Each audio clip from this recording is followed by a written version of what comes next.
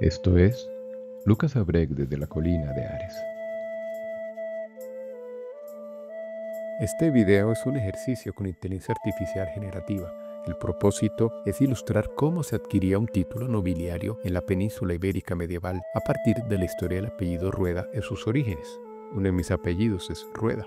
Puede considerarlo meramente ilustrativo de las capacidades en la práctica de la inteligencia artificial. No fue el resultado un solo prompt, o sea, instrucción, sino de varios, de modo escalonado, es decir, utilicé técnicas de prompting y de la combinación de herramientas de Google One y de otro tipo. La inteligencia artificial no funciona sola, se requiere mucho trabajo para lograr un buen resultado. La música la hice con FreePic, no usé versiones gratuitas, sino suscripciones.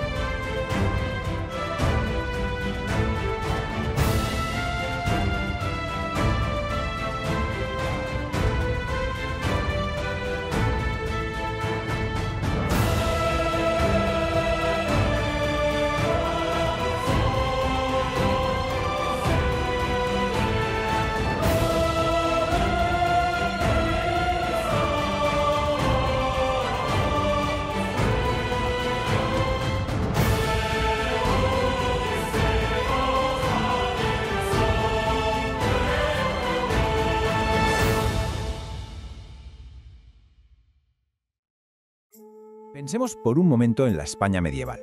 Ser noble no era simplemente un lujo, no, era una batalla constante. No bastaba con ostentar un título, había que demostrarlo, había que defenderlo y en muchas ocasiones incluso luchar por él en los tribunales. Hoy, a través del fascinante caso del linaje Rueda, vamos a desentrañar exactamente cómo se construía y se certificaba la identidad de la élite en una época marcada por la guerra y por la fe. Y esa es la gran pregunta que nos va a guiar durante todo este recorrido. ¿Cómo se demostraba ser noble? Porque no se trataba solo de tener un apellido ilustre, ni mucho menos. Veremos que era un entramado complejísimo de pruebas legales, de memoria familiar y sobre todo de un servicio muy concreto a la corona. Desvelar estos mecanismos es, en el fondo, entender cómo funcionaba el poder en la Edad Media. Bien, para desgranar todo esto vamos a seguir una ruta con 5 paradas. Primero es fundamental definir qué era exactamente la hidalguía. Después nos sumergiremos en el gran escenario de la Reconquista. A partir de ahí aterrizaremos en un caso de estudio, el de la familia Rueda. Veremos el papeleo necesario para probar la nobleza. Y para terminar haremos una reflexión clave, la diferencia entre la memoria familiar y la historia real. Bueno, pues vamos directos al corazón del asunto. Toda la estructura de la nobleza en Castilla se sostenía sobre una figura absolutamente fundamental, el hidalgo. Pero, ¿qué significaba realmente serlo? ¿Qué implicaba? A ver, como vemos hacia aquí, la hidalguía era la base de todo. Era un estatus que, ojo, no se compraba, se heredaba, se ganaba en el campo de batalla y se transmitía por la sangre.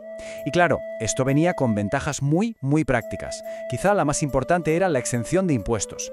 Ser hidalgo significaba pertenecer a una estirpe de guerreros que habían servido al rey, y la corona se lo agradecía de esta manera tan tangible. Y esta idea lo resume perfectamente. La nobleza, que se consideraba auténtica, era una cuestión de linaje, de sangre. Daba igual la cantidad de dinero que uno pudiese acumular. Si no se descendía de quien se debía descender, no se era un verdadero hidalgo. Esta distinción era absolutamente crucial para mantener la exclusividad y el prestigio de este grupo social. La pregunta es, ¿de dónde sale esta clase de nobles guerreros? Su origen está íntimamente ligado a ese proceso histórico que moldeó la península durante casi 800 años, la Reconquista. Fue en ese largo y continuo conflicto donde se forjó, literalmente, la figura del hidalgo. Fijaos en esta línea de tiempo, porque hablamos de un proceso larguísimo. O sea, la Reconquista no fue una guerra, no, fueron siglos de guerras. Y este estado de conflicto permanente funcionó como una auténtica fábrica de nobleza. Era en la frontera, en la batalla, donde un hombre podía ganar un estatus para sí mismo y para todas sus generaciones futuras. Pero cuidado, no era solo una guerra por la tierra. Como vemos, había un triple objetivo. A nivel político, se soñaba con restaurar el antiguo reino visigodo. Desde el punto de vista espiritual, se concebía como una cruzada, una guerra santa, y de una forma muy práctica, había un objetivo territorial: conquistar, repoblar y sobre todo controlar las nuevas fronteras. Y es aquí, en esta última parte, donde la figura del hidalgo se vuelve indispensable. Y aquí llegamos a un mecanismo clave para el ascenso social, la presura. La idea era, en el fondo, bastante simple. El rey necesitaba gente valiente que se atreviera a ir a vivir a las peligrosas tierras de frontera. A cambio de tomar esa tierra, de defenderla con las armas y de trabajarla, la corona les premiaba con lo más valioso que podía ofrecer, el estatus de hidalgo. Así, la espada y el arado se unieron para forjar una nueva nobleza. Vale, para que todo esto no se quede en algo abstracto, vamos a ponerle cara y nombre. Vamos a analizar cómo funcionaba este sistema a través de un caso real y bien documentado, el linaje de los Rueda. A ver, lo primero que llama la atención del linaje Rueda es el propio nombre. Como era muy común en la época, su apellido no viene de un antepasado, sino de un lugar, la villa de Rueda. Su identidad como linaje nació al defender ese territorio en una batalla clave. De esta forma, se unió para siempre a la familia con la tierra que habían protegido con su sangre. Y su poder, desde luego, no era poca cosa. Este número, el 12, es clave en su historia, porque los Rueda llegaron a formar parte de los 12 linajes de Soria. Pensemos en esto como una especie de club, un club muy exclusivo de las familias más antiguas y poderosas que gobernaban la ciudad y sus alrededores. Pertenecer a ese grupo era la prueba definitiva de su estatus en la élite castellana. Y aquí es donde vemos la burocracia de la nobleza en plena acción. Para que este hombre, Fernando de Rueda y Porres, pudiese entrar en la prestigiosísima Orden de Alcántara, no bastaba con su apellido. Tuvo que iniciar todo un proceso legal para demostrar, con documentos y testigos, que no solo él era noble, sino que sus 4 abuelos también lo eran. Su estatus no se daba por supuesto, se investigaba y se certificaba. Claro, esto nos lleva directamente a la pregunta del millón. ¿Qué tipo de pruebas se podían presentar? O sea, en la práctica, ¿cómo se demostraba que por las venas de uno corría sangre noble? Pues mirad, el método principal era, en esencia, un juicio. Una familia iniciaba lo que se conocía como un pleito de hidalguía ante uno de los tribunales supremos del reino. Allí, como se ve en estos pasos, presentaban sus pruebas, documentos antiguos, testimonios de ancianos del lugar. Si el tribunal les daba la razón, emitía una carta ejecutoria. Este documento era como el DNI de la nobleza, un certificado oficial que zanjaba la cuestión para siempre. Pero además de los juicios, había otra prueba de oro, los libros de repartimiento. Hay que imaginarse la escena. Se conquista una gran ciudad como Sevilla y hay que repartir el enorme botín de casas y tierras. Pues bien, se creaban estos libros para registrar nombre por nombre quién recibía qué. Si el nombre de un antepasado aparecía en ese libro, se tenía una prueba irrefutable de que había luchado en esa conquista. Y claro, estos libros eran un reflejo perfecto de la sociedad militar de la época. Como podemos ver en esta tabla, el reparto no era para nada igualitario. En la cima, los caballeros hidalgos, los que luchaban a caballo, recibían grandes extensiones de tierra. Un escalón por debajo, los infanzones, una nobleza menor. Y en la base de la pirámide, los peones, la infantería, que recibían parcelas mucho más modestas. La recompensa era un reflejo directo del estatus en el campo de batalla. Bien, y con esto llegamos al último punto. Y es quizá el más complejo de todos. Porque una cosa son los documentos oficiales, fríos y burocráticos, y otra muy distinta es la historia que las propias familias contaban sobre sí mismas. Aquí entramos en el delicado terreno que separa la historia de la memoria. Y ojo porque, como nos advierte esta reflexión, el problema no es para nada nuevo. Las familias ricas y poderosas no esperaban a que la historia les juzgara, la escribían ellas mismas. Contrataban a cronistas para que redactaran la historia de su linaje y estos, como es lógico, tendían a exagerar las victorias, a inventar ancestros heroicos y, por supuesto, a pasar por alto cualquier detalle un poco vergonzoso. Así que aquí lo tenemos, es el choque de dos mundos. Por un lado, la memoria nobiliaria, ese relato idealizado, casi mitológico, que una familia construye para justificar su poder y su estatus. Y por el otro, la realidad documental, los datos fríos, a veces incompletos, que aparecen en un testamento, una sentencia o un registro.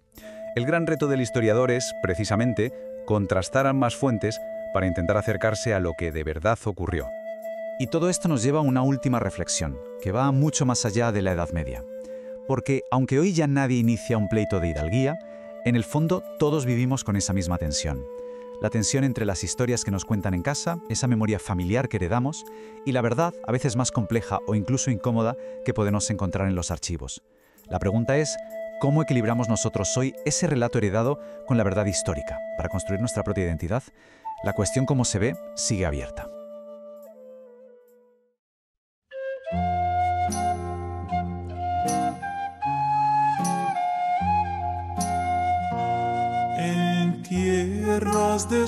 Un momento. Alto ahí. En el video hay errores. La IA no alucinó. Fue un error de grounding, o sea, de manejo de fuentes, entre otras cosas. No se instruyó a la IA para que no mezclara mitos con realidad, aunque en las fuentes se hacía la distinción del caso. En rigor fue un error humano en la administración de fuentes. Hay técnicas para evitarlos, pero no nos distraigamos. El proceso de construcción de este video fue bien complejo. Muchos prompts, muchos cambios de herramienta y un buen etcétera. Otro día profundizamos en todo lo que sucedió. Vamos, sin más rodeos, al video correcto.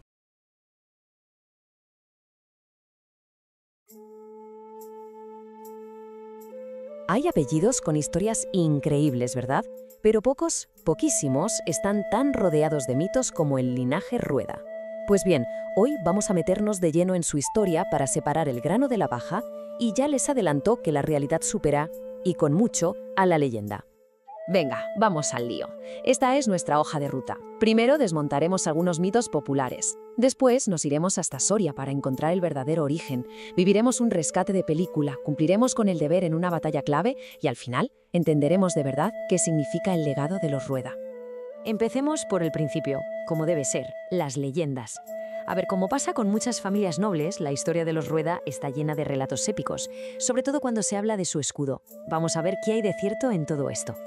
Aquí lo tenemos, el famoso escudo. Esas ruedas, desde luego, no dejan lugar a dudas. Para mucha gente simbolizan hazañas increíbles en batallas antiguas. Pero, ¿es esa la historia de verdad? A menudo la realidad se esconde tras siglos y siglos de folclore, y eso es justo lo que vamos a destapar ahora mismo. Y aquí es donde el mito y la realidad chocan de frente. La idea de un apellido ganado a pulso, rompiendo las ruedas de los carros enemigos, suena espectacular, ¿eh? Una historia fantástica. Pero los registros históricos nos cuentan algo muy distinto. La verdad, es menos bélica, pero como veremos, es igual de honorable o incluso más. Y aquí está el truco, el secreto a voces de la heráldica. Lo que tenemos aquí son lo que se llaman armas parlantes. Es un juego de palabras visual, ni más ni menos. El escudo tiene ruedas porque el apellido es Rueda. Así de sencillo y así de elegante. No hay más misterio. Es una crónica del nombre, no de una guerra. Vale, entonces, si el honor no viene de una batalla legendaria, la pregunta es obvia. ¿De dónde sale el prestigio de la familia Rueda? Vamos a ver de dónde viene todo. Para encontrar la respuesta tenemos que viajar a Soria. En la Edad Media, Soria no era una ciudad cualquiera, era un auténtico epicentro de poder, de política y de nobleza en el Reino de Castilla. Y es aquí, entre sus murallas, donde empieza la verdadera historia. Y aquí está la madre del cordero, los 12 linajes de Soria. Esta era la verdadera fuente de su nobleza. No hablamos de un título ganado en el campo de batalla, sino de pertenecer a la élite de la élite, a la gente que mandaba de verdad. Ser de uno de estos linajes te garantizaba el estatus de hidalgo, privilegios, responsabilidades. Su honor era, por así decirlo, institucional. Y ese honor, ese estatus institucional, se consolidó con un único acto. Pero, ¿qué acto? Uno dramático, valiente, que literalmente cambió el curso de la historia. Y ahora llegamos al momento clave, a su momento definitorio. Lo que vemos aquí es una secuencia digna de una serie. Un rey, que es solo un niño, un tío ambicioso que quiere robarle el trono, y un rescate audaz y peligrosísimo. Ojo, no fue una misión de conquista, sino de pura y dura lealtad. Los linajes de Soria, y entre ellos los Rueda, se jugaron el cuello para proteger a su rey legítimo. Esta frase lo clava. Lo resume todo a la perfección. El mayor honor del linaje Rueda no viene de la fuerza de la espada en la batalla, sino del coraje de ser leal en el momento más crítico. Es otro tipo de heroísmo, uno que, si me apuran, es mucho más profundo. Y claro, semejante valentía tuvo su recompensa. El rey, agradecido, les otorgó un privilegio real que garantizaba su estatus para siempre. Esto fue lo que de verdad cimentó el honor y el prestigio que ya tenían por pertenecer a los linajes de Soria. Pero bueno, a ver, que sí que lucharon en batallas, claro que sí. Lo importante aquí es entender el porqué. Así que ahora sí, nos vamos al campo de batalla, pero para poner al linaje Rueda en su contexto histórico correcto. ¿Lo ven? La clave está en el orden de los factores. Su servicio militar no fue el origen de su nobleza, fue la consecuencia, el cumplimiento de un deber que ya tenían por ser nobles. Dicho de otro modo, lucharon porque eran nobles, no se hicieron nobles por luchar. Es un matiz, pero lo cambia todo. Bueno, pues una vez que hemos desmontado los mitos y hemos puesto los hechos sobre la mesa, vamos a resumir cuál es la verdadera identidad del linaje Rueda. En resumen, y para que quede bien claro, el legado de los Ueda se apoya sobre 3 pilares fundamentales. 1. Su origen es un lugar, no una batalla. 2. Su estatus viene de una institución de élite. Y 3. Sus valores se definen por la lealtad. Lealtad a su rey y a su fe. O sea, que si nos tenemos que quedar con una idea principal, que sea esta. La historia real del linaje Rueda es mucho más rica, compleja y honorable que cualquier leyenda inventada. No es un cuento de fuerza bruta, sino una crónica de deber, de estatus y, sobre todo, de lealtad. Y al final, la historia de los Rueda nos deja con esta pregunta en el aire. ¿Qué es lo que de verdad define un legado? ¿Una batalla mítica, de las que se cantan en los romances, o un acto de lealtad inquebrantable en el momento justo? Quizás el verdadero honor no se forja con el ruido de la guerra, sino en el silencio de las decisiones valientes que aseguran el futuro. Ahí lo dejo.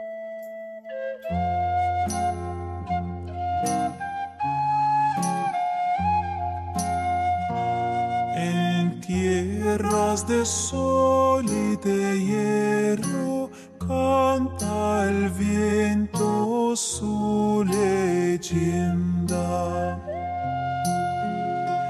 Desde el valle el norte santo cruzó la luz tras la frontera. Moros y cristianos al canto, teniendo gloria y bandera. Oh España de nobles instantes, tu historia vive en el viento, eco de torres y constantes, reconquista firma.